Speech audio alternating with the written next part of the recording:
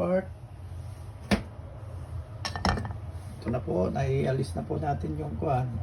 Nailipat na natin yung ginisang carrots at saka patatas. Ngayon magpapilibago tayo ng paggigisa para naman sa karne.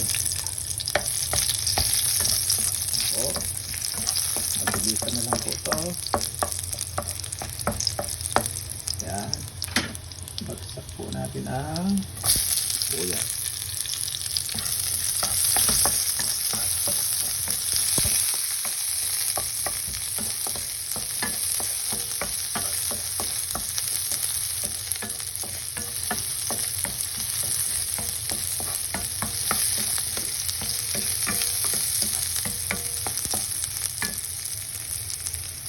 Po yan.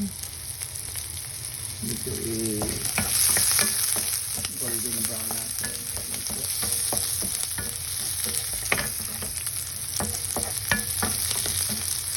Ito na po. Lalagay na po natin yung karne ng baka.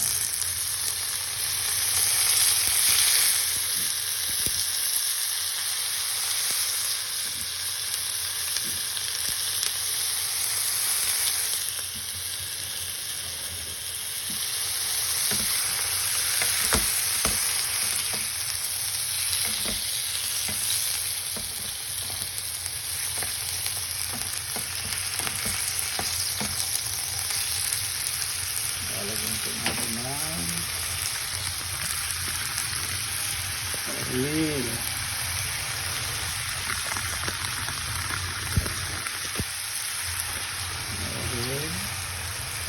Natin ng paminta.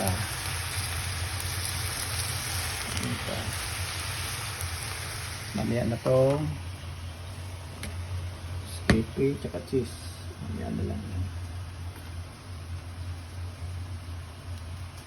Ayan, mahuhuli yung mga yan. Ayan po. Laurel na. Saka natin ihuli ito mga to. Samahin na natin ito. Celery. Ayan.